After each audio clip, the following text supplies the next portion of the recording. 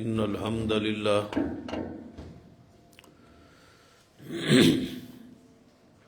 نحمده ونستعينه ونستغفره ونعوذ بالله من شرور أنفسنا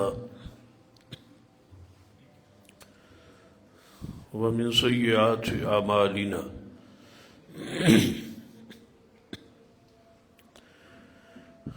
من يهد الله فلا مضل له ومن يضلل فلا هادي له أشهد أن لا إله إلا الله وحده لا شريك له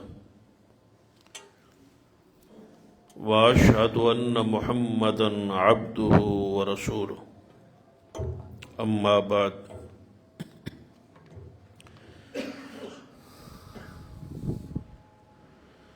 أعوذ بالله السميع العليم من الشيطان الرجيم يا أيها الذين آمنوا اتقوا الله حق تقاته ولا تموتن إلا وأنتم مسلمون يا أيها الناس اتقوا ربكم الذي خلقكم من نفس واحدة وخلق منها زوجها وبث منهما رجالا كثيرا ونساء واتقوا الله الذي تساءلون به والأرحام إن الله كان عليكم رقيبا يا أيها الذين آمنوا اتقوا الله وقولوا قولا سديدا يصلح لكم أعمالكم ويغفر لكم ذنوبكم ومن يطع الله ورسوله فقد فاز فوزا عظيما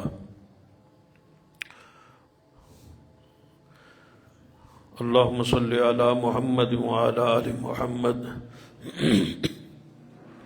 كما صليت على إبراهيم وعلى آل إبراهيم إنك حميد مجيد اللهم بارك على محمد وعلى آل محمد كما باركت على إبراهيم وعلى آل إبراهيم إنك حميد مجيد أما بعد فإن خير الحديث كتاب الله وخير الهدي هدي محمد صلى الله عليه وآله وسلم وشر الأمور محدثاتها وكل محدثة بدعة وكل بدعة ضلالة أما بعد فأعوذ بالله السميع العليم من الشيطان الرجيم من همزه ونفخه ونفثه بسم الله الرحمن الرحيم الذين يؤمنون بالغيب ويقيمون الصلاة ومما رزقناهم ينفقون رب اشرح لي صدري ويسر لي أمري واحلل عقدة من لساني يفقهوا قولي رب زدني علما سبحان ربك رب العزة عما يصفون وسلام على المرسلين والحمد لله رب العالمين حضرات،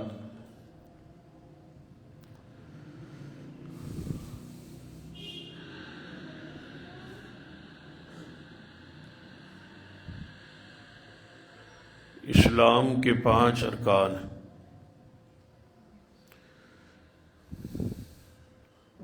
بنی الاسلام علی 5،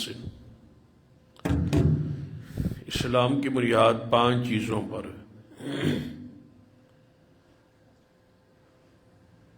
پہلا جو ہے رکن وہ کلمہ طیبہ ہے، جس کو میں اور آپ اللہ کے فضل و کرم اور اس کی رحمت سے تسلیم کر چکے، ایمان لا چکے۔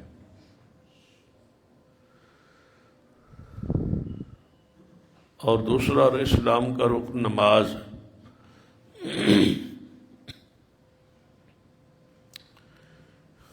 اور تیسرا زکوٰۃ، اور چوتھا رکن اسلام روزہ ہے، اور 5واں حج۔ یہ پانچوں ارکان آپس میں جڑے ہوئے، ایک رکن دوسرے کے ساتھ، دوسرا تیسرے کے ساتھ۔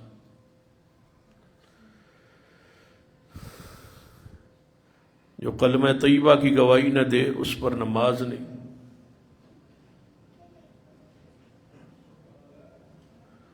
اور جو کلمہ طیبہ کا اقراری ہو اس پر نماز ہے، اور جس پر نماز ہے اسی پر زکوٰۃ ہے۔ نماز اور زکوٰۃ کی فرضیت میں کوئی فرق نہیں۔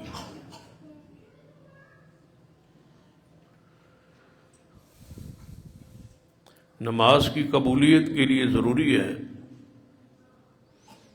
کہ بندہ زکوٰۃ ادا کرے، روزے اور حج کی قبولیت کے لیے بھی ضروری ہے کہ بندہ زکوٰۃ ادا کرے۔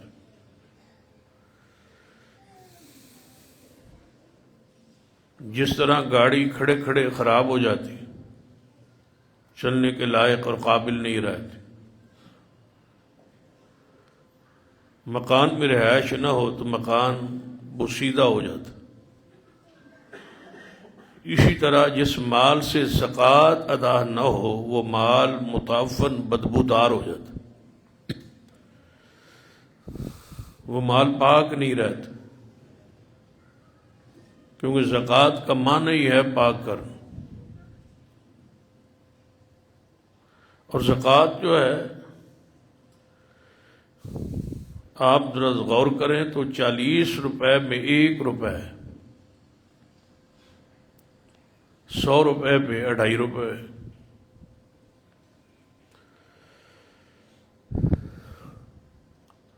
تو اللہ تبارک و تعالیٰ نے قرآن پاک میں جہاں بھی زکوٰۃ اور صدقے کا ذکر کیا ہے وہاں ایک عجیب اور باریک نقطہ بیان کیا ہے، وَمِمَّا رَزَقْنَاهُمْ يُنْفِقُونَ، وہ خرچ کرتے ہیں اس مال سے جو ہم نے دیا ان کو۔ جو دینے والا ہے اگر وہ 40 دے کے 1 لے لے اور اس بندے سے بڑا بخیل اور کنجوس کون ہو سکتا ہے؟ لینے کا وقت آئے تو 40 لے، اور دینے کا وقت آئے تو 1 روپے اسی کے حکم اور راہ پر دینے سے انکاری ہو جائے جس نے وہ سب کچھ دیا ہے، اور پھر لے کے یہ نہیں کہتا کہ میں اس کو واپس نہیں کروں، بلکہ اللہ تعالیٰ فرماتے ہیں وَمَا تُنْفِقُوا مِنْ شَيْءٍ فِي سَبِيلِ اللَّهِ يُوَفَّ إِلَيْكُمْ وَأَنْتُمْ لَا تُظْلَمُونَ، کہ تم پہ کوئی ظلم یا کمی نہیں کی جائے گی، میں وعدہ کرتا ہوں جو دو گے اس کے بدلے پورا پورا واپس کرو۔ حیران کن امر ہے، دے بھی رہا ہے، پھر واپس مانگ بھی رہا ہے، اور پھر اس کو لٹانے کا برابر پورا وعدہ کر رہا ہے، اور ساتھ ہی اشارہ کی ہے کہ میں اللہ وعدہ کرتا ہوں کہ آپ کا لیا ہوا یا میرے راہ میں دیا ہوا رکھوں گا نہیں، واپس کروں۔ ساتھ حدیث بھی ہے کہ صرف ایک ہی نہیں، تمہارے دینے کا انداز اور جذبہ اور خلوص کو دیکھوں گا تو میری رحمت اس سے بھی بعید نہیں کہ میں ایک کے بدلے 700 گنا واپس کروں۔ اور یہ وعدہ کس کا ہے؟ اللہ کا۔ اور اللہ تعالیٰ کی ذات اور کی شان کیا ہے؟ ان اللہ لا یخلف المیعاد، اللہ فرماتا ہے میں نے اپنے وعدے کی کبھی خلاف ورزی نہیں کی، جو وعدہ کرتا ہوں بندے کے ساتھ وہ ہر صورت پورا کرتا ہوں۔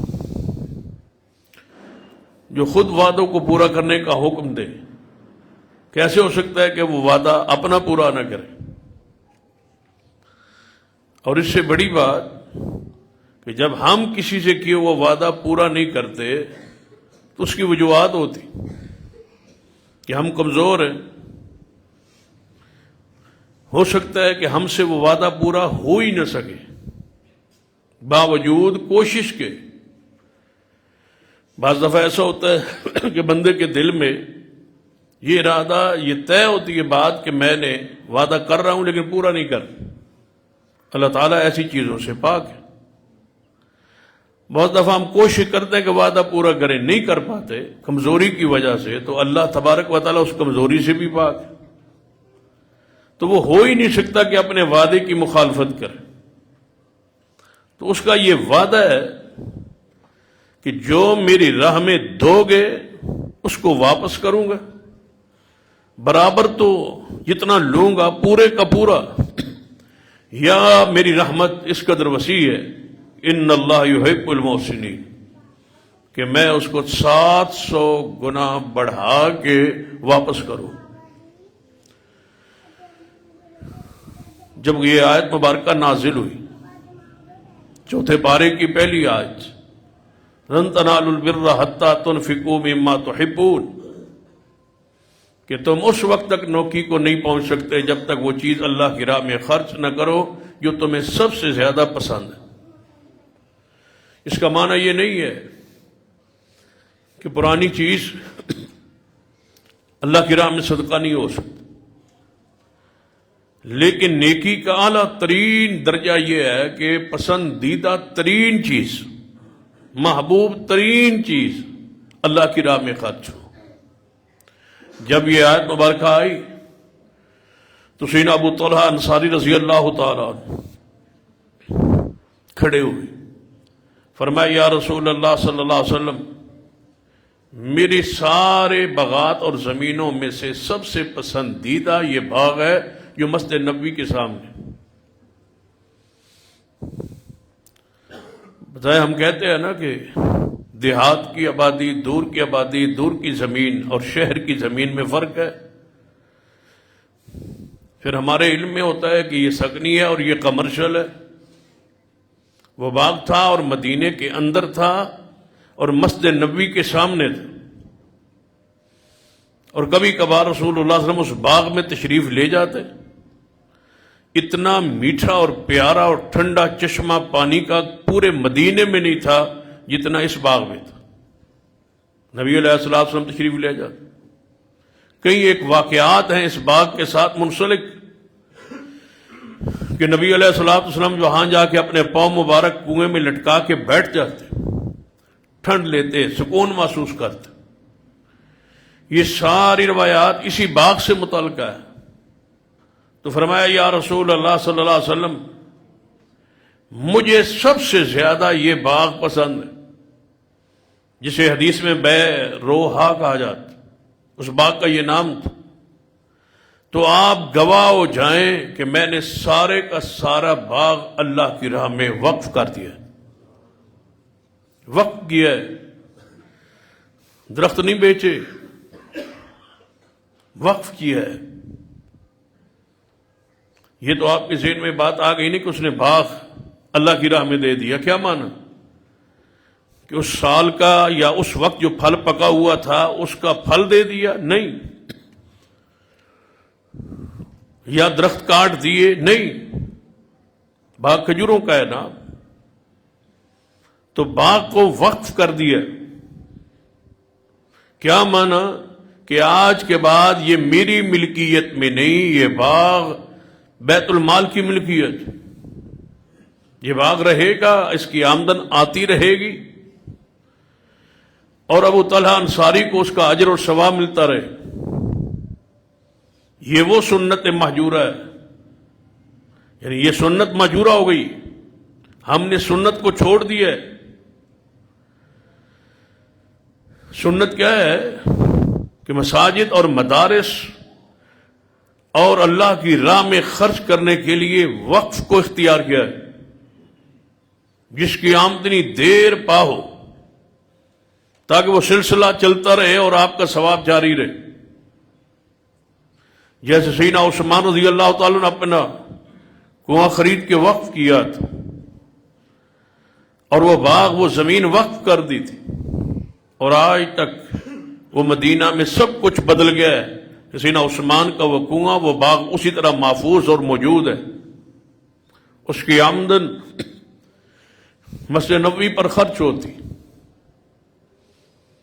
حتیٰ کہ سیدنا عثمان کے نام کا سعودی عرب کی بینک میں اکاؤنٹ کھول دیا گیا، جو اس سے آمدن ہوتی ہے وہ جمع ہوتا رہتا، اسی سے ہوٹل بنائے گی، اسی سے مسجد نبوی کا پورا خرچ جو کروڑوں میں ہے وہ چل رہا ہے۔ یہ ہے وہ اس مسجد کا بانی عثمان رضی اللہ تعالی، جو آج تک ان کا سلسلہ جاری۔ ایسے ہی آپ دیکھ لیں حرمین شریفین کے حرم شریف کے سامنے جو بڑا ہوٹل ہے جسے مکہ ٹاور کہا جاتا ہے، اس کو ذرا غور سے جا کے دیکھیں اور پڑھیں تو لکھا ہوتا ہے کہ یہ وقف ہے للحرمین الشریفین۔ اس کی ساری کمائی مکہ اور مدینہ کے لیے وقف ہے، مسجد حرام اور مسجد نبوی کی۔ تو یہ وہ سنت ہے جو ہم نے چھوڑ دی۔ ہم یہ تو کرتے ہیں کہ ضرورت ہو تو تعاون کرتے ہیں، لیکن وقف بنانے کی کوشش نہیں کرتے۔ مسجدوں یا مدارس کی آمدنی پر ہم بیٹھ تو جاتے ہیں، اس کو خرچ تو کرتے ہیں، لیکن اس کو آگے بڑھانے کی فکر نہیں کرتے، اس کی آمدنی سے، اس کے تعاون سے وقف نہیں بناتے۔ سیدنا عمر فاروق رضی اللہ تعالی اسی آیت کے نزول کے بعد آئے، یا رسول اللہ صلی اللہ علیہ وسلم، میرے نزدیک سب سے زیادہ پسندیدہ خیبر کی زمین، جو غزوہ خیبر میں مال غنیمت اور مال فے میں رسول اللہ صلی اللہ علیہ وسلم کے ہاتھ آئی تھی، مجاہدین میں وہ خیبر کی زمین تقسیم ہوئی، جس میں بڑا معروف ایک باغ ہے جسے باغ فدق کہا جاتا ہے۔ فدق ایک بستی کا نام تھا جہاں یہ باغ، تو وہ رسول اللہ صلی اللہ علیہ وسلم کے حصے میں آیا تھا، اور نبی علیہ الصلوۃ والسلام اس سے اپنے گھر کے اخراجات چلاتے تھے۔ وہ وقف تھا کس کے لیے؟ رسول اللہ صلی اللہ علیہ وسلم کے لیے۔ کیا معنی؟ رسول اللہ صلی اللہ علیہ وسلم بحیثیت رسول، بحیثیت امام وقت مدینہ میں موجود ہے، آپ کے گھر کے اخراجات چلانے کے لیے اللہ نے فدق کی پوری زمین رسول اللہ کے حصے میں کر دی۔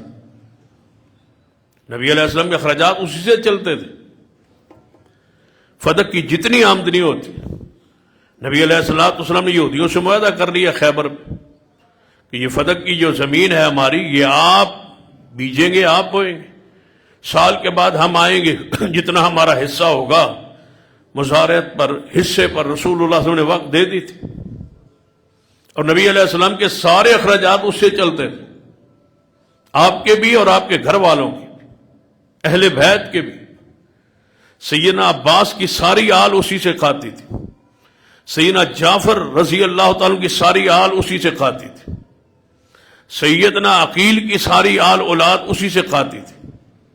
رسول اللہ کی اپنی ازواج مطہرات اسی سے باغ فدق سے گزارا ہوتا، جو بچتا حضور جوڑتے نہیں تھے، جمع نہیں فرماتے تھے، جو بچتا وہ اللہ کی راہ میں وقف پھر خرچ کر دیتے، اپنی گزران کے لیے، اپنے قوت کے لیے۔ اب دعا کیا کرتے تھے کہ اے اللہ مجھے اور میرے گھر والوں کو اتنا دے جس سے ہمارا گزارا ہو سکے، اس سے زیادہ، باقی سارا اللہ کی راہ میں وقف ہوتا۔ جب آپ دنیا سے تشریف لے گئے تو سیدنا صدیق نے یہی فیصلہ کیا تھا، بڑی مشہور بات ہے کہ سیدہ فاطمہ آئی تھی، انہوں نے کہا تھا یہ وراثت ہے، فرمایا وراثت نہیں ہوگی، ایسے تقسیم ہوگا جیسے رسول اللہ کے زمانے میں تقسیم ہوتا تھا، کیونکہ پیغمبر فرما گئے کہ ہم انبیاء ہیں، ہم وراثت نہیں چھوڑتے، جو ہم چھوڑ جائیں وہ صدقہ ہوتا ہے۔ فرمایا سال کے بعد آمدن فدق کی آئے گی، اور جتنی آئے گی اس سے پہلے اخراجات اہل بیت نکال لیے جائیں گے، جو بچے گا وہ صدقہ ہوگا۔ حضور کے بعد، آپ کی وفات کے بعد آپ کے علم میں ہے نا کہ آپ کی بیویاں 11 تھیں جب حضور دنیا سے تشریف لی.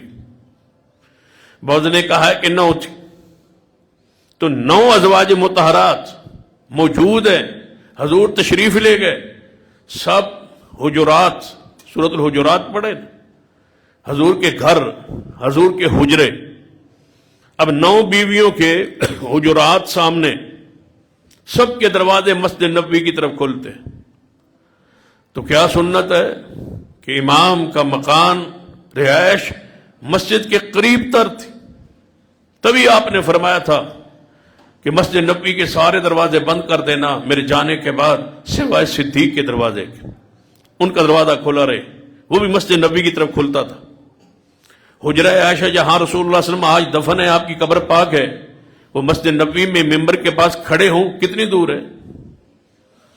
روضۃ من ریاض الجنہ میں جائیں نا تو محراب رسول ہے، تو ساتھ ہی تو روضہ رسول، وہیں سے حضور تشریف لاتے تھے. پھر 9 ازواج مطہرات کے حجرے اسی طرح قائم رہے 50 سال تک پیغمبر کی وفات کے بعد، اور وہ سارے اخراجات ازواج مطہرات کے باغ فدق سے چلتے تھے. تو سیدنا عمر رضی اللہ تعالی فرمایا یا رسول اللہ صلی اللہ علیہ وسلم، جو میرا حصہ ہے خیبر کا وہ سب سے زیادہ پسندیدہ ہے. میں چاہتا ہوں کہ اس زمین کو، اس حصے کو اللہ کی راہ میں وقف کر. تو آپ نے کیا فرمایا؟ اے عمر، آمدن وقف کر، زمین رہنے دے، باغ رہنے دے، حق ملکیت آپ کے پاس رہے، انتقال آپ کے نام پہ رہے، رجسٹری آپ کے نام پہ رہے، نام آپ کا ہو، زمین آپ کی ہو، اس کی آمدن کو اللہ کی راہ میں وقف کر. تو آپ نے اس کی آمدن کو وقف کروایا. اور آپ ایک بات شاید سن کے یہ حیران ہو کہ یہ فدق کا اور خیبر کا جتنا علاقہ ہے، یہ مال فے، کچھ مال غنیمت، جس حصے میں جہاد ہوا، کافروں نے مقابلہ کیا، شیر خدا سینا علی کے ہاتھوں فتح ہوئی، آپ کے ہاتھ میں جھنڈا تھا، وہ ہے مال غنیمت. جو آس پاس کی بستیاں ڈر گئی تھی، نہ لڑ سکے، سب کچھ رسول اللہ کے حوالے کر دیا، وہ ہے مال فے. مال فے اور مال غنیمت کا یہ سارا حصہ. اگلی بات، آج تک وہ سرکار کی ملکیت، پورا خیبر اور فدق، اس کی جتنی آمدن ہے آج تک وہ سرکاری بیت المال میں جاتی. اور جتنے رسول اللہ صلی اللہ علیہ وسلم کی آل اولاد نسل پاک عرب میں موجود ہے اور ریکارڈ میں ہے، اس سارے کے اخراجات آج تک اسی زمین سے ادا ہو رہے ہیں، جس طرح رسول اللہ فرما گئے. یہی فیصلہ صدیق کا تھا، یہی فیصلہ سیدنا عمر کا تھا، یہی فیصلہ سیدنا عثمان کا تھا، اور یہی فیصلہ شیر خدا علی مرتضیٰ رضی اللہ تعالی عنہ. تو لوگوں، جو میں پیغام دینا چاہتا ہوں، جو آپ کے سامنے ایک فکر رکھنا چاہتا ہوں، کہ اپنے بخل کو، کنجوسی کو اللہ کی راہ میں دینا ہے کئی عادت ڈالیں اور بخل و کنجوسی کو ختم کریں. سیدنا عمر رضی اللہ عنہ اپنی پسندیدہ ترین زمین کا حصہ اللہ کی راہ میں اس کی آمدن وقف کر رہے. قرآن کیا کہتا ہے؟ وَيْلٌ لِكُلِّ هُمَزَةٍ لُمَزَةٍ الَّذِي جَمَعَ مَالًا وَعَدَّدَ يَحْسَبُ أَنَّ مَالَهُ أَخْلَدَ. ویل ہے اس شخص کے لیے. ویل پتہ کسے کہتے ہیں؟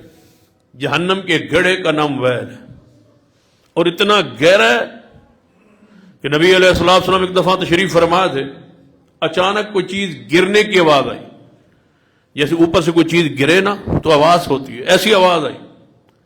تو نبی علیہ السلام نے فرمایا میرے صحابہ آپ نے اس آواز کو سنا؟ جی ہاں یا رسول اللہ صلی اللہ علیہ وسلم، آواز کو تو سنا ہے. پھر جانتے ہو یہ آواز کہاں سے آئی؟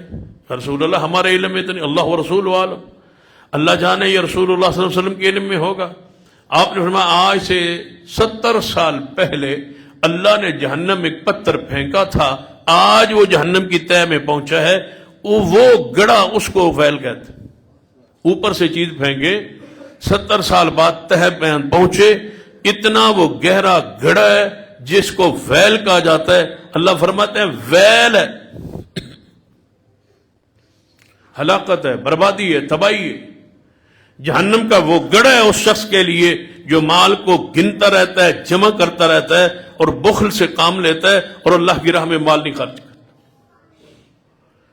الہاکم التکاثر حتی زرتم المقابر، تمہیں غفلت میں ڈال دیا مال کی کثرت کی ہوس نے.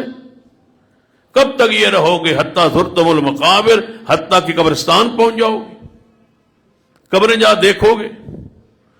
یہ ہرس، یہ لالچ تمہیں کب ختم ہوگا؟ قارون کے واقعے کو پڑھیے قرآن. اللہ تعالیٰ نے خزانوں سمیت، زمینوں سمیت، جس کے خزانے کے تالوں کی چابیاں ایک پوری جماعت اٹھاتی تھی. تصور بھی نہیں ہے اس دور میں. آج لوگ کہتے ہیں کہ یہ دنیا کا امیر ترین شخص ہے، یہ دوسرے نمبر پر ہے، یہ تیسرے نمبر پر ہے.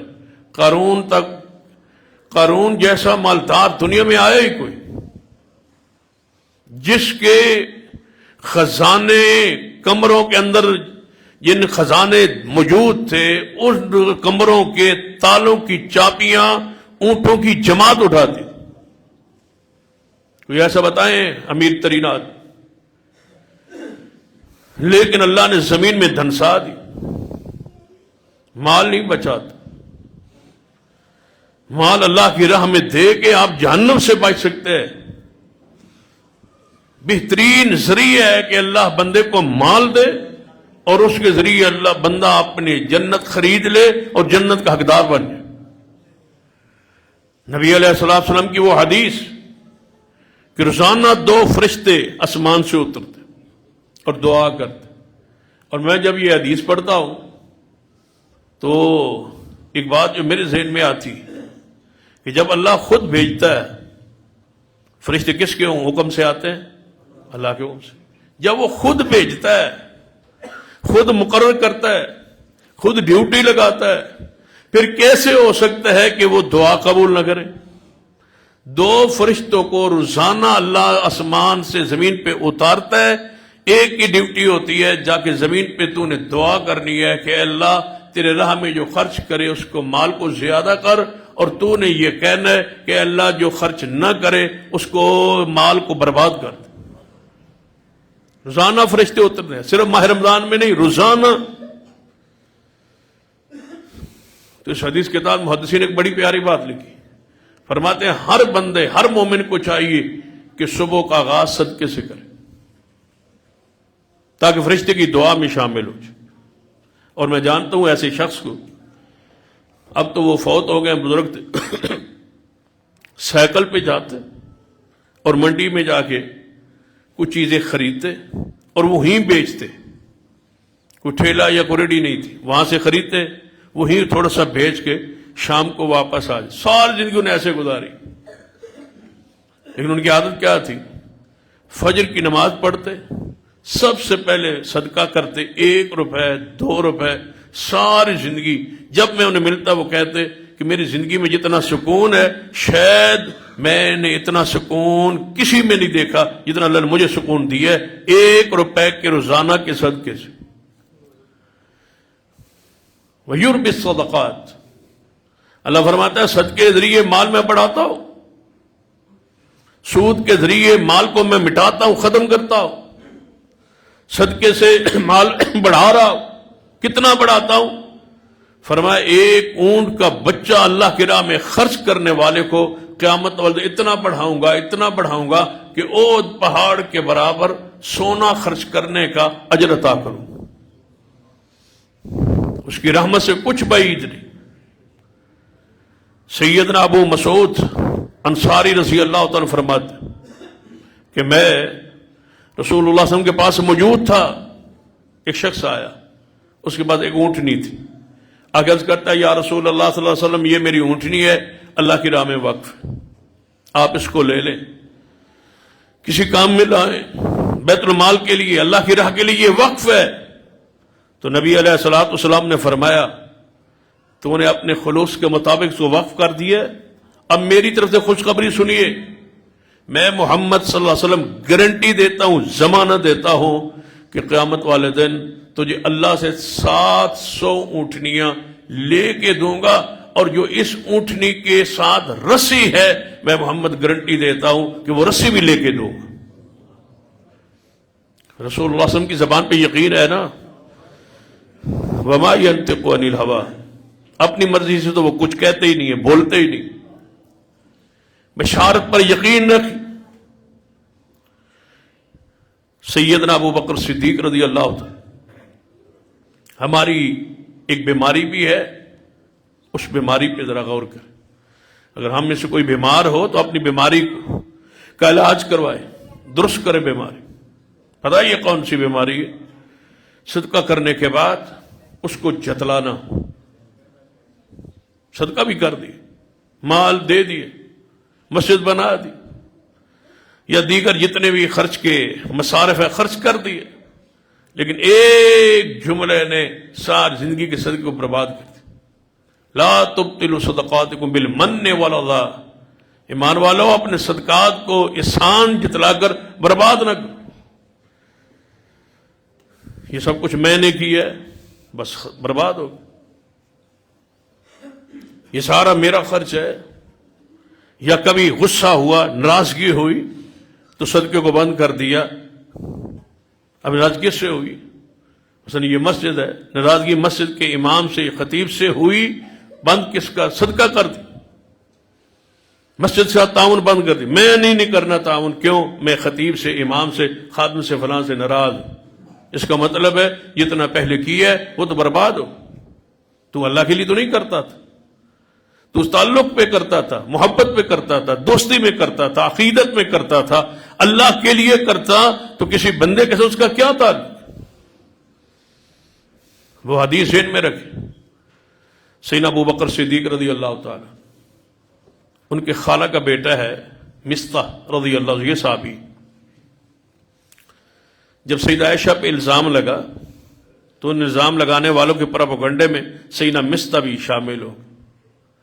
ماہانہ خرچ صدیق دیتے تھے، ان کی خالہ کے بیٹے تھے، غریب تھے، تنگ دست تھے، ماہانہ خرچ راشن صدیق کے گھر سے آتا تھا۔ جب پتا چلا کہ میری بیٹی پہ الزام لگا اور مصطح اس میں لوگوں میں ساتھ شامل ہو گیا تو فرمایا اللہ کی قسم آج کے بعد 1 روپے کی درہم بھی مصطح پہ خرچ نہیں کروں۔ دکھ تو ہوتا ہے نا بندے کو کہ کھایا ہمارا، ہم دیتے رہے، اور آج میری بیٹی پہ یہ مشکل وقت آیا ہے تو بجائے اس کے کہ ہمارے ساتھ کھڑے ہونے کے، پھر برادری ہو، پھر خون ہو، پھر خالہ کا بیٹا ہو، اور دکھ ہوتا ہے۔ سب سے پہلے بند کیا کیا؟ خرچہ۔ کس نے؟ صدیق نے رضی اللہ تعالی۔ جو ہی بند کیا اور قسم اٹھائی تو جبریل آ گیا، فرمایا وَلَا يَأْتَلِ الْفَضْلِ مِنْكُمْ، اس کا معنی جو میں کیا کرتا ہوں مفہوماً، جبریل آگے کہتے ہیں کہ اے محبوب صدیق کو کہہ دو کہ یہ اپنی شان سے بہت کم آپ نے بات کی، تجھ جیسے انسان کو، تجھ جیسے ہستی شخصیت کو یہ بات بلا جچتی تھی جو آپ نے کہہ دی؟ جانتے ہو تمہارا مقام کیا ہے اللہ کے ہاں، تمہاری شان کیا ہے، اور تم نے یہ بات کہہ دی؟ کیا تم سے کوئی خطا نہیں ہو سکتی؟ جب تم سے ہو جائے تو کیا توقع نہیں رکھتے ہو کہ اللہ مجھے معاف کرے؟ اپنے لیے معافی کی امید رکھتے ہو اور مصطح کو معاف نہیں کرتے ہو؟ فوراً صدیق نے جب آیت سنی تو کیا کہا؟ اللہ کی قسم آج کے بعد مصطح کو دگنا خرچہ دوں گا، میں اس سے زیادہ خرچ کروں گا مصطح پر۔ اشان جتلا بیٹھے، قسم کا کفارہ ادا کیا، اللہ سے معافی مانگ۔ صدقے میں اللہ نے اتنی برکات رکھی کہ امام ذہبی رحمۃ اللہ علیہ نے ایک واقعہ بیان کیا ہے، فرماتے ایک شخص کے گھٹنے میں درد تھا، پھر درد بڑھتا گیا حتیٰ کہ وہاں پیپ پڑ گئی، زخم ہو گئے، وہ چلتا تو اس کے گھٹنے سے خون رستا اور پیپ رست، حتیٰ کہ چلنے سے قاصر۔ بڑے بڑے معالجین کے پاس، حکیموں کے پاس وہ گیا، علاج معالجہ ہوتا رہا، لیکن شفا نہ ملی۔ امام زاوی رحمۃ اللہ علیہ نے واقعہ لکھا ہے سیر اعلام النبلاء میں اپنی کتاب، فرماتے ہیں اسے کہا گیا کہ اللہ کی راہ میں صدقہ کر اور اللہ سے شفا کی دعا کر۔ تو کہا گیا کس چیز کا صدقہ کروں؟ کہا گیا ایسے علاقے میں جا جہاں پانی کی انتہائی قلت ہے، وہاں پانی کا کنواں کھدوا، مجھے امید ہے کہ کنواں چلتا رہے گا اور اللہ تعالیٰ تیری بیماری کو دور کر دے۔ اس پر محدثین نے اور کچھ باتیں بیان کی، فرماتے ہیں کہ صدقہ وہ ہو جس کی ضرورت، وہ صدقہ ہو جس کی ضرورت۔ مثلا یہاں پانی کی قلت نہیں ہے اور بندہ کہے کہ نہیں میں نے یہی کرنا ہے، نہیں، جس چیز کی جہاں ضرورت ہو۔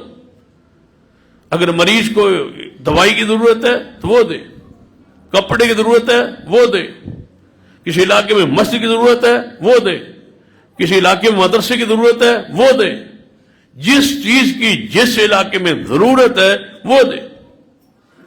تو اس نے کنواں کھدوایا، تو کہتے ہیں جب کنویں سے پانی نکلا اور لوگوں نے پینا شروع کیا، ادھر پانی پی رہے تھے، اللہ نے اس کے گھٹنے کو ایسی شفا بخشی بغیر دوائی کے، اللہ نے صدقے کی برکت سے شفا عطا فرمائی۔ ہم نے سمجھا ہے کہ شاید صرف علاج معالجے دوائی سے ہی شفا ہے، صدقے کو اپنے لیے علاج بنائے، دوائی بنائے، اس سے اپنے آپ کو اللہ تعالیٰ سے امید رکھے کہ اللہ تعالیٰ تمہیں صدقے سے بھی شفا دینے پر قادر ہے۔ ایک حدیث ہے،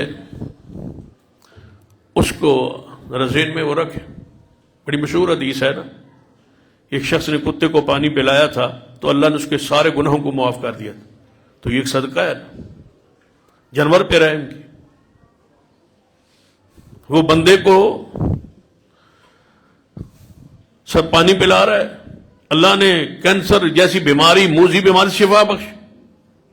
اس نے کتے کو پانی پلایا، اللہ نے اس کی زندگی کے سارے گناہوں کو معاف کر دیا۔ ایک حدیث ہے، ایک شخص فوت ہوا، اللہ تعالیٰ کے ہاں پہنچا تو اللہ تعالیٰ نے اس سے پوچھا کہ اے میرے بندے، تیرے ہاں کوئی نیکی جو دنیا میں رہ کے تو نے نیکی کی ہو وہ بتلا۔ تو اس نے کہا یا اللہ، اور نیکی تو میرے کوئی ذہن میں ایسی بات یادداشت میں نہیں ہے، لیکن ایک کام میں دنیا میں رہ کے کیا کرتا تھا کہ میرے کاروباری لین دین معاملات، جس کو میں قرض دیتا تو جب وہ مقروض قرضے کا وعدہ آتا تو میں اس کے پاس بندہ بھیجتا اور ساتھ اس بندے کو سمجھاتا کہ اگر اس کے پاس استطاعت، طاقت یا اس کے پاس پیسے دینے کے لیے نہ ہو تو تنگ نہ کرنا، اس کو مہلت دے دینا، ہو سکتا ہے اللہ ہم پر آسانی فرمائے۔ تو یا اللہ یہ میں کرتا تھا، مقروض کو مہلت دے دیتا۔ بھئی آپ نے قرض لینا ہے تو جس سے لینا ہے اس کی طاقت کو بھی دیکھے، ٹھیک ہے اسے غلطی ہو گئی یا خطا ہو گئی یا کمی ہو گئی، وہ آپ سے لے بیٹھ، اب خواہ مخواہ اس کے پرچہ، جیل، بےعزتی، توہین، رسوائی، قوم میں، معاشرے میں، برادری میں، بھئی مہلت دے، اس کی طاقت کو دیکھے، مستی کر رہا ہے، جان بوجھ کے ایسا کر رہا ہے یا واقعی مجبور ہے؟ اگر مجبور ہے تو پھر اس کو مہلت دے۔ تو اللہ تعالی نے فرمایا میرے فرشتوں، اس نے بندہ ہو کے میرے بندوں کو مہلت دیتا رہا، میں اللہ ہو کے اس کو معاف نہ کروں، میں نے اسی عمل کی وجہ سے اس کو جہنم سے بچا لیا۔ سیدنا عبداللہ ابن مسعود رضی اللہ تعالی ایک واقعہ بیان کیا ہے، صحابی رسول ہے اور یہ حکماً مرفوع ہے. فرماتے ہیں کہ ایک گرجے میں ایک عیسائی پادری راہب عبادت کرتا تھا. اس نے عبادت کی 60 سال لگاتار. 60 سالوں میں کوئی گناہ نہیں کیا. ہم تو ایک دن بھی اپنا گناہوں سے پاک نہیں پیش کر سکتے. کتنے سال؟ 60 سال. 60 سالوں بعد ایک راہبہ، ایک عورت گرجے میں آئی. اس نے اسے ورغلانے پھسلانے کی کوشش، یہ اس گناہ میں ملوث ہو، یہ بدکاری کر بیٹھا. جب بدکاری ہوئی تو یہ اپنے آپ سے شرمندہ ہے. 60 سالہ عبادت، 60 سال کی ریاضت، 60 سال کی نمازیں اور عبادت میری ضائع ہو گئی ایک گناہ کی وجہ سے. تو اس نے گرجا گھر کو چھوڑ دیا اور دوڑا. میں لٹ گیا، میں ہلاک ہو گیا، میں برباد ہو گیا. یہ دوڑا ہے. نبی علیہ السلام کے صحابی حضرت عبداللہ بن مسعود فرماتے ہیں یہ کسی گاؤں اور بستی میں چلا گیا. وہاں لوگوں کو چیختا چلاتا، ہائے میں ہلاک ہو گیا، ہائے مجھ سے گناہ ہو گیا. لوگوں نے کہا صبر کر، اللہ سے ڈر، معافی مانگ، کوئی چیز کھا پی، تو اس طرح تو مر جائے گا، ہلاک ہو جائے. انہوں نے ایک روٹی دی اسے، میں روٹی رکھی اس کے ساتھ. تو اس نے کہا نہیں میں نہیں کھاتا، میں ہلاک ہو گیا، میں برباد. تو اچانک وہاں سے 2 سائل گزرے، سوال کرنے والے فقیر لوگ گزرے. انہیں جب اس کے بعد روٹی دیکھی، وہ بھوکے تھے، انہوں نے روٹی کا اشارہ کیا. اس نے اس روٹی کو 2 ٹکڑے کیا، ایک فقیر کو، حصہ دوسرے فقیر کو. عبداللہ بن مسعود فرماتے ہیں یہ اس نے آخری عمل کیا، چیخ ماری اور فوت ہو گیا اور اللہ کے سامنے پیش ہو. تو اللہ تعالیٰ نے فرمایا 60 سال اس کی عبادت، اس کے زنا بدکاری کے ایک گناہ کو تولا جائے. جب وزن کیا گیا تو گناہ بھاری نکلا. فرشتوں نے کہا یا اللہ یہ بندہ تو جہنم اس پہ واجب ہو، نیکیاں نیچے ہو گئی، ہلکی ہو گئی اور گناہ غالب آ گئے. تو اللہ تعالیٰ نے فرمایا میرے فرشتوں یہ آتے آتے دنیا سے ایک روٹی صدقہ کر کے آیا، ذرا اس کو تولو. جب تولا گیا تو اللہ تعالیٰ نے اس پر جنت کو واجب کر دی. ایک روٹی صدقہ، اور وہ بھی کسی کی دی ہوئی، وہ صدقہ کر جو جہنم جس پہ واجب ہو چکی ہے، صدقے کی برکت سے اللہ نے جہنم سے نکال لیا ہے، بچا لیا ہے، جنت کا وارث و مالک بنا دیا. ذرا اللہ کی راہ میں صدقہ اتنی عظیم چیز ہے. حدیث میں آتا ہے نا جب اللہ تعالیٰ نے پہاڑوں کو بنایا تو فرشتوں نے پوچھا یا اللہ، فرشتے پوچھتے ہیں نا جب انسان کو بنانے لگا یہ کیا کرے گا، زمین میں فساد کرے گا. جب پہاڑوں کو بنایا تو فرشتوں نے کہا یا اللہ اتنی سخت مخلوق کو تو نے بنا دی ہے، پتھر، یہ سب سے زیادہ، اس سے زیادہ مخلوق میں کوئی چیز سخت نہیں ہے. یا اللہ ہمارے علم میں جس طرح تو نے یہ پتھر بنا دیا. تو اللہ تعالیٰ نے فرمایا نہیں، پتھر سے بھی سخت چیز میں نے لوہے کو بنایا جو اس کو کاٹ دیتا ہے، توڑ دیتا. لوہا مارے تو پتھر ٹوٹ جاتا. یا اللہ پھر لوہے سے کوئی زیادہ سخت چیز تو نہیں ہوگی. فرمایا نہیں، میں نے آگ کو پیدا کیا ہے جو لوہے کو گال دیتی. تو یا اللہ پھر آگ سے سخت چیز تو کوئی نہیں. فرمایا نہیں، میں نے پانی کو بنایا ہے جو آگ کو بجھا دیتا. تو یا اللہ پھر پانی سے کوئی سخت چیز ہے تیری مخلوق میں؟ فرمایا ہاں ہوا ہے جو پانی کے رخ کو موڑ دیتی. تو یا اللہ پھر ہوا سے کوئی سخت چیز؟ فرمایا میں نے بندے مومن کے صدقے کو بنایا ہے جو آتی ہوئی مصیبت کو بھی ٹال دیتا. صدقے سے سخت چیز اللہ کے ہاں اعمال میں، عبادت میں اور کوئی نہیں. ایک حدیث میں آتا ہے نبی صلی اللہ علیہ وسلم فرمایا جب ایک بندہ اللہ کے سامنے کھڑا ہو، اس حدیث پہ آپ نے ذرا غور کرنا ہے اور اپنے ایمان کو تازہ کرنا ہے. نبی صلی اللہ علیہ وسلم فرماتے ہیں کہ ایک بندہ اللہ کے سامنے پیش ہوا، کھڑا ہوا فیصلے کے لیے. تو اللہ تعالیٰ نے فرمایا اے میرے بندے، تمہاری طرف میں نے انبیاء بھیجے تھے، کوئی ہے تیرے پاس عذر؟ انبیاء آئے تھے، تو نے ان کی بات کو نہیں مانا تھا. یا اللہ کوئی شک نہیں تیرے نبی آئے تھے۔ فرمایا پھر میں نے تجھے صحت بخشی تھی؟ جی اللہ نے۔ یا اللہ تو نے صحت بخشی تھی، تو عبادت نہ کر پایا؟ نہ کر سکا۔ اچھا میرے بندے بتلا تجھے میں نے مال دیا تھا یا نہیں؟ یا اللہ مال بھی تھا۔ تو فرمایا پھر دائیں دیکھ اور بائیں دیکھ۔ وہ بندہ ادھر دیکھے گا جہنم، ادھر دیکھے گا جہنم، لرز جائے گا، ڈر جائے گا، تڑپ جائے گا کہ اب میرے لیے جہنم ہے۔ اللہ تعالیٰ فرمائے گا میرے بندے اس جہنم کی آگ کی سختی کو دیکھا ہے تو نے؟ تبش آ رہی ہے نا؟ جی میں اللہ، یا اللہ آ رہی ہے۔ فرمایا اگر تو ایک کھجور میری راہ میں دنیا میں رہ کے خرچ کر دیتا، مجھے اپنے جلال کی قسم ہے آج تو میں جہنم سے اس کھجور کے بدلے بچا لیتا۔ بڑا آسان تھا اس جہنم سے بچنا، صرف ایک کھجور سے میں تجھے بچا لیتا۔ تابعی نبی علیہ السلام نے فرمایا آپ اپنی بیویوں میں بیٹھے، ساریاں بیویاں بیٹھی تھیں حضور کے پاس، ازواج مطہرات امہات المومنین ہماری مائیں۔ رسول اللہ نے فرمایا تم میں سے سب سے پہلے میرے جانے کے بعد وہ مجھے آ کے ملے گی، اسے موت آئے گی، اسے میری ملاقات ہوگی جس کے ہاتھ لمبے ہوں، تم میں سے جس کے ہاتھ لمبے ہوں۔ امی عائشہ فرماتی ہیں کہ ہم نے یہ حدیث تو سن لی، حضور دنیا سے چلے گئے، اب ساری جب ہم بیویاں حضور کی مائیں، ہماری مائیں اکٹھی ہوتی تو آپس میں کہتی پہلے کون جائے گی، پہلے کون جائے گی، ذرا دھاگا لاؤ، ہاتھ ناپو کس کے ہاتھ لمبے۔ فرمایا وہ حضرت سودا کے ہاتھ لمبے تھے۔ اب ہم نے ذہن بنا لیا تھا کہ حضور کے جانے کے بعد حضور کی بیویوں سے پہلے سودا جائے گی دنیا کی، لیکن اللہ کا امر ایسے ہوا وہ سیدہ زینب فوت ہوئی۔ جب سیدہ زینب فوت ہوئی تو ہم سمجھ گئے کہ رسول اللہ صلی اللہ علیہ وسلم کے اس حدیث سے مراد ہاتھوں کی صرف لمبائی نہیں تھی، اس سے مراد صدقہ تھا، کیونکہ وہ ہم میں سے سب سے زیادہ صدقہ کرنے والی تھی۔ اور پتہ ہے سیدہ زینب صدقہ کرتی تھی، ام المومنین کام کیا کرتی تھی؟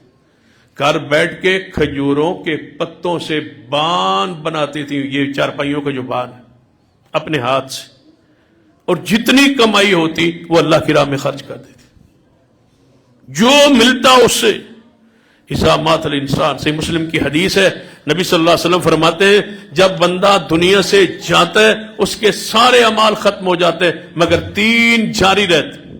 جاری اعمال کرو، پہلا عمل صدقہ جاریہ، جو خود صدقہ جاریہ کر جائے۔ جاریہ صدقہ کیا ہے؟ کوئی ایسا صدقہ جو جاری۔ اس کی مثال دیتا ہوں، مسجد نبوی کی جگہ کس نے خریدی؟ سینا عثمان نے۔ اب مسجد نبوی جتنی بڑی ہو جائے، حضور کے زمانے میں جتنا مدینہ تھا نا سارا، آج وہ مسجد نبوی ہے، اور جو آج مدینہ ہے قیامت سے پہلے پہلے یہ سارا مسجد نبوی ہوگا۔ ایک روایت میں آتا ہے کہ قیامت سے پہلے مسجد نبوی اتنی بڑی ہو جائے گی کہ اس کی آخری صف اود پہاڑ تک پہنچ جائے گی، لیکن سب جتنی بھی بڑھ جائے ثواب کس کے کھاتے میں؟ جو بانی، اور یا علم چھوڑ جائے جس سے دنیا فائدہ اٹھا۔ علم سے مراد قرآن و حدیث ہے، قرآن اور حدیث، وہ علم جس سے فائدہ ہو دنیا میں اور آخرت، وہ علم جو چھوڑ جائے۔ بتائیں مسجد اور مدرسے سے بڑھ کے علم نافع کہاں ہے؟ علم نافع قرآن کا علم ہے، حدیث کا علم ہے، وہ چھوڑیں۔ یہ مصحف قرآن پاک پر موجود ہے، ان کو چھاپیں، کتابوں کو چھاپیں، حدیث کو چھاپیں، حدیث کو تقسیم کریں، تاکہ یہ علم پڑھا جائے، خود لائق ہیں قابل ہیں تو پڑھا جائے۔ آخر کی طرف آتا ہوں، اود پہاڑ کے بارے میں ایک حدیث ہے، وہ سن۔ نبی صلی اللہ علیہ وسلم فرماتے ہیں کہ میرا جی چاہتا ہے کہ میں اللہ سے دعا کروں اللہ تعالیٰ میرے لیے اود پہاڑ کو سونا بنا دے، میں یہ چاہتا ہوں، میرے دل کی خواہش ہے۔ صحابہ بڑے متوجہ ہوئے کہ حضور کی خواہش کیسی ہے کہ اود پہاڑ سونا بن۔ فرمایا میرے صحابہ پتہ ہے پھر اگر احد پہاڑ میری دعا پہ سونا بن جائے تو میں پھر کروں گا کیا؟ یا رسول اللہ بتائیں۔ فرمایا تیسرے دن کے سورج غروب ہونے سے پہلے سارا سونا اللہ کی راہ میں خرچ کر دو، تھوڑا سا رکھوں گا، باقی سارا خرچ کر دوں گا، تھوڑا سا رکھوں گا۔ اب صحابہ پھر متوجہ ہوئے وہ تھوڑا سا کس کے لیے رکھنا ہے؟ یا رسول اللہ وہ تھوڑا کس کے لیے رکھیں گے؟ فرمایا وہ میں جب بانٹ رہا ہوں، تقسیم کر رہا ہوں، تو کوئی شخص آ کے میرے کان میں کہہ دے کہ یا رسول اللہ صلی اللہ علیہ وسلم آپ اتنا سونا بن گیا ہے احد پہاڑ اور آپ اللہ کی راہ میں خرچ کر رہے ہیں، ایک بندہ ہے جو مدینے میں نہیں ہے، مدینے کا ہے لیکن مدینے میں نہیں ہے، بہر سفر پہ گیا ہوا ہے، وہ بیچارہ مقروض ہے، اس کے لیے کوئی تھوڑا سا رکھ لے تو میں اس کے لیے رکھ لوں گا، باقی میں سارا اللہ کی راہ میں خرچ کرتا ہوں۔ سیدہ خدیجہ نے کیا فرمایا جب حضور پر پہلی دفعہ وحی آئی تھی؟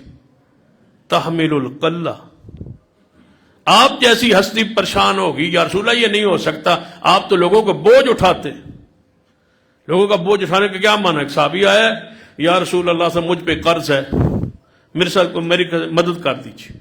تو نبی علیہ السلام نے کیا فرمایا کہ فلاں شخص کے پاس جا، اسے کہے میرے پاس بھی کچھ نہیں ہے، اس کے پاس جا، اس سے میرے نام پہ لے لے، میں محمد اس کا تیرا قرض ادا کر دوں گا، جب میرے پاس آئیں گے تو میں ادا کروں گا۔ لوگوں کو قرض دے کے رسول اللہ صدقہ کر رہے ہیں، قرض اٹھا کے لوگوں کا قرض اتار رہے ہیں، اپنے پہ قرض چڑھا رہے ہیں۔ وَتَقْسِمُ الْمَعْدُومَ، آپ کیسے پریشان ہوں میں یا رسول اللہ صلی اللہ علیہ وسلم، آپ تو لوگوں کو کما کے دیتے، اپنے لیے کمانا کمال نہیں ہے۔ کبھی آپ دیکھیں نا حیوانوں کے کھرلی پہ سارے جب چارہ کھا رہے ہوتے ہیں، دیکھیں حیوانوں کو، ہر بھینس کی ہر گائے کی عادت ہوتی ہے کہ دوسری گائے نہ کھائے اور میں کھاؤں۔ مومن وہ ہوتا ہے جو خود نہ کھائے اور دوسروں کو کھلائے۔ یہی فرق ہے حیوان اور انسان میں۔ اپنے لیے سب کچھ بنا لینا کوئی کمال نہیں ہے، یہ سارے بناتے ہیں، حیوان بھی بناتے ہیں۔ کمال تو یہ ہے کہ دوسروں کے لیے وَتَقْسِمُ الْمَعْدُومَ، آپ دوسروں کے لیے کماتے، دوسروں کے لیے کمانا یہ کمال ہے۔ نبی علیہ الصلوۃ والسلام جب صدقہ دینے کا خیرات کرنے کی بھاری آتی، ایک شخص آیا، اس نے کہا یا رسول اللہ صلی اللہ علیہ وسلم، اس پہاڑ ادھر بھی پہاڑی تھی ادھر بھی پہاڑی تھی، یہ حنین کا موقع تھا، درمیان میں بکریاں تھیں جو رسول اللہ صلی اللہ علیہ وسلم کو غنیمت میں ملی تھی، تو آپ سے کہنے لگا یا رسول اللہ صلی اللہ علیہ وسلم، نیا آج مسلمان ہوا، اسلام میں داخل ہوا ہے، کہتا ہے یا رسول اللہ یہ ساری بکریاں سینکڑوں میں تھیں، یہ مجھے دے سکتے ہیں آپ؟ حضور نے فرمایا جا، سب کچھ میں نے تجھے دیا۔ تو بکریاں لے کے ریوڑ پورا اپنی بستی میں پہنچا، کہتا لوگو مسلمان ہو جاؤ، محمد جب دینے پہ آئے تو اتنا دیتا ہے کہ اس کو فقر فاقے کا خطرہ ہی نہیں ہوتا، ڈر ہی نہیں ہوتا۔ پوری قوم پوری بستی اسلام پہ آ گئی رسول اللہ صلی اللہ علیہ وسلم کی سخاوت کو دیکھ کے۔ تو اللہ تعالیٰ سے صدقہ و خیرات کرنے کی توفیق مانگا کرے۔ مال بھی ہوتا ہے بندے پاس، لیکن توفیق ہر بندے کو نصیب نہیں ہوتی، یہ توفیق مانگے۔ اور اگر آپ چاہتے ہیں کہ مجھے نیکی کی توفیق ہو، اس کا بہترین ذریعہ یہ ہے کہ آپ صدقہ کیا کریں۔ بندے کے پاس جوانی بھی ہوتی ہے، صحت بھی ہوتی ہے، مال بھی ہوتا ہے، پیسہ بھی ہوتا ہے، سب کچھ ہوتا ہے، نیکی کی توفیق نہیں ہوتی، نماز کی توفیق نہیں، صبح اٹھنے کی توفیق نہیں، روزے کی توفیق نہیں، خیر کی توفیق نہیں، نیکی کی توفیق نہیں ملتی، تو وہ بندہ حیران ہوتا ہے یہ سب کچھ ہے لیکن سستی ہے، میں اٹھ نہیں سکتا، میں کچھ کر نہیں سکتا۔ وہ اگر وہ چاہتا ہے کہ توفیق ہو، اس کے لیے ضروری ہے کہ وہ اللہ کی راہ میں کثرت سے صدقہ کرے، اللہ اس کے لیے نیکی کی توفیق اس کی قسمت میں فرما دے۔ صدقہ و خیرات کرے، اس سے بخل ختم ہوگا۔ صدقہ و خیرات کریں، اس سے کنجوسی اور بخیلی ختم ہوگی۔ اگر صدقہ و خیرات کریں گے تو آپ کے ہاتھ میں ایسی سخاوت کا نور اللہ عطا فرمائے گا، کیونکہ قرآن پاک میں ہے کہ جب بندہ فوت ہونے لگتا ہے تو فرشتے اس کے پاس آتے ہیں، جب اس کی روح قبض کر رہے ہوتے ہیں، پتہ کون سی پہلی چیز یاد آتی؟ اوپر والے بھی کہتے ہیں نا، کوئی بکرا چھترا دے ہوتے ہی اللہ کرے یہ اس کی روح آسانی سے نکل جائے، تو وہ بندہ کیا کہتا ہے؟ وہ کہتا ہے کہ مجھے مہلت نہیں مل سکتی تاکہ میں تھوڑی دیر دنیا میں رک جاؤں اور صدقہ کر لوں۔ یہ نہیں کہتا نماز دو، نہیں، صدقہ صدقہ صدقہ، اس کو آگے نظر آ رہا ہوتا ہے کہ صدقے کی برکات کیا ہے اور صدقے کی رحمت کیا ہے۔ سیدنا عثمان نے تو پتہ ہے تبوک پہ کتنا دیا تھا؟ بڑے بڑے لوگ صدقہ کرنے والے ہیں لیکن عثمان سے بڑھ کر کوئی نہیں. سیدنا ابو بکر گئے تھے گھر کا سارا سامان لائے تھے، سیدنا عمر گئے تھے گھر کا آدھا سامان لائے تھے. جب عثمان کی باری آئی تو رسول اللہ صلی اللہ علیہ وسلم نے فرمایا عثمان، اس طرح حضور ممبر پہ کھڑے تھے، سامنے سیدنا عثمان اجتماع کے صحابہ کے درمیان بیٹھے تھے. حضور نے جب سیدنا صدیق کا سامان آیا، کیا لائے ہو؟ گھر کا سارا سامان لائے. عمر کیا لائے ہو؟ گھر کا آدھا سامان لائے. سب کچھ دیکھ کے 32,000 صحابہ کی جنگ غزوہ تبوک کے سفر کی تیاری تھی اور بہت زیادہ سواری اور مال چاہیے تھا. رسول اللہ صلی اللہ علیہ وسلم نے فرمایا عثمان، سارا صدیق کے گھر کا سامان بھی آ گیا، عمر کے گھر کا آدھا سامان آ گیا، لیکن ابھی تک جو ہمیں چاہیے وہ پورا نہیں ہوا، آپ کچھ دیں. یا رسول اللہ صلی اللہ علیہ وسلم، میرے اونٹ آ رہے ہیں، شام کی طرف گئے ہوئے ہیں، سامان تجارت لے کے غلہ لے کے آ رہے ہیں. جب مدینے میں داخل ہوں گے تو پورے اونٹوں کی قطاروں میں سے 700 اونٹ اس طرح لدے لدائے میں پیش کرتا ہوں. 700 قیمت وہی ہے اونٹ کی جو اس وقت تھی، آج بھی وہی ہے. اگر اس وقت 100 درہم تھی تو 100 درہم ایسے ہی تھا جیسے آج 5 7 10 لاکھ ہے جیسے اونٹ کی قیمت. اس کو ذرا ضرب تقسیم کریں، پھر 700 اونٹ ہو اور 5 لاکھ ایک اونٹ کی قیمت ہو، صدقہ ذرا ضرب تقسیم کر کے فیصلہ کرے. فرمایا عثمان اور چاہیے، کچھ گھوڑے چاہیے. اونٹ ٹھیک ہے، گھوڑے چاہیے. یا رسول اللہ 300 گھوڑے لے لیں. فرمایا کچھ نقدی بھی چاہیے، خوراک کے لیے، راشن کے لیے. تو گھر گئے، سونے اور چاندی کے سکے اور جھولی میں اٹھا کے آ کے رسول اللہ صلی اللہ علیہ وسلم کے سامنے پیش کر دیے. پھر حضور ممبر پہ نہیں کھڑے رہ سکے. یہ ہے سخاوت عثمان. حضور ممبر سے نیچے اتر آئے، صفوں کو چیرتے ہوئے. یہ بھی کیسے عثمان کو آگے بھیج دیں، عثمان آپ آگے آ جائیں، ادھر میرے ساتھ بیٹھ جائیں، آپ نے کمال کر دیا. نہیں، رسول اللہ خود ممبر سے نیچے اترے، صفوں کو چیرتے ہوئے جا کے عثمان کے پاس پہنچے جہاں بیٹھے تھے. پھر عثمان کھڑے ہو گئے. حضور راستے میں پتہ کیا کہہ رہے ہیں؟ قط یا عثمان، قط یا عثمان، بس کر عثمان، بس کر عثمان، بس کر عثمان. جا کے عثمان کو جفی ڈال دی اور فرمایا معذر عثمان ما میلا بادل یوم، آج کے بعد تیرا جو دل کرے وہ کرتا رہے، تجھ پہ جنت واجب ہوگی. یہ شرف، یہ مقام اس صدقے کی برکت سے. اللہ سے دعا ہے اللہ ہمارے بخل کو، کنجوسی کو ختم کر کے ہمارے دلوں میں وہ وسعت، وہ خیر پیدا کرے.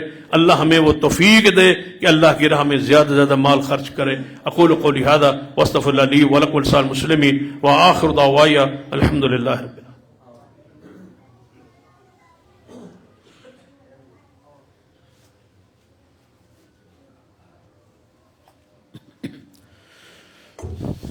حضرات،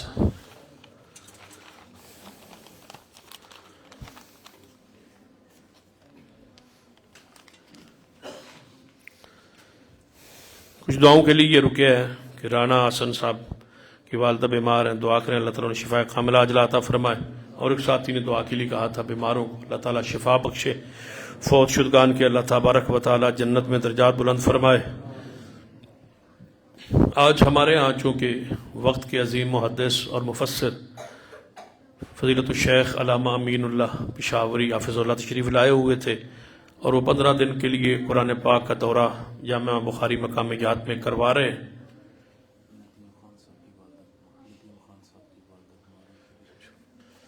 تو وہ پچھلا خطبہ جمعہ بھی انہوں نے یہ ارشاد فرمایا. تو میرے چاہتا تھا کہ اتنے بڑے عالم محدث موجود ہوں تو جمعہ وہی پڑھائیں، تو وہاں وہ مقام یاد میں پڑھا رہے تھے.